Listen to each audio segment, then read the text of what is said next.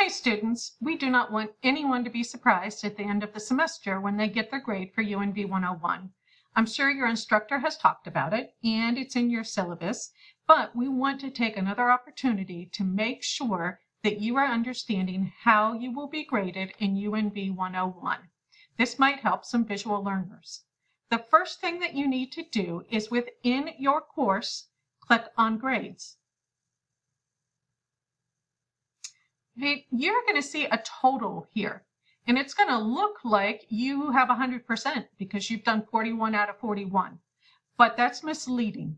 Okay, you need to look just at this number right here, and that tells you how many points you have accumulated so far this semester. Right, so this test student is behind. They've only accumulated 41 points. However, they are still able to get an A, and I'm going to show you how that is. So if I look at this spreadsheet, I'm going to put in that I have 41 points so far. Remember, each class that you come to, if you're on time and you participate and you finish the reflection at the end, you are going to get 5 points. So just by attending the last 4 weeks of class, this student is going to get to a 61%, which is a D-. Okay, and the 41% is an F. So it's getting a little better, but not great, right? So the course is based out of 100 points. So since the beginning of the semester, you started at 0, and your goal is to get to an A, I hope. So you need 94 points at a minimum. So how do you get these extra points? And is it too late to do that? It absolutely isn't. The way to get those extra points is to go into your course and look at assignments. Your attendance assignments are those that you're going to do during class or at the end of your class. What you want to look for is the a la carte menu. The a la carte menu means there's lots and lots of things to choose from, and you're going to choose the ones that you think are going to help you the most to become a better student. This is meant to give you choice so that you do not have to do assignments that are not going to help you.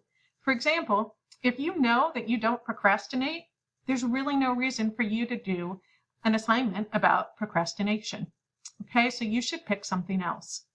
So as I look through, some of them have due dates that have passed. I can't do those, right? So just skip over the ones that have due dates that have already passed. But you can look for ones that do have due dates that haven't come yet. And typically those are assignments where you're going to log in for a virtual meeting that usually will last 45 minutes or so. And then you're going to write a 4 to 6 sentence reflection on it.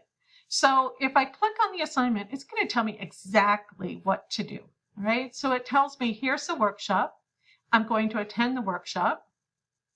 And then I'm going to write a 4 to 6 sentence summary.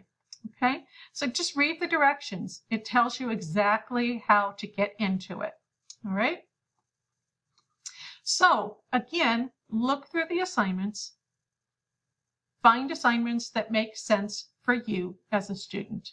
Perhaps you have a big research paper coming up for your English 111 class. So maybe getting some information about the library would be very helpful for you. Right. So I'm going to go back to this spreadsheet and I'm going to show you that I picked some assignments. So all of these came off the a la carte menu.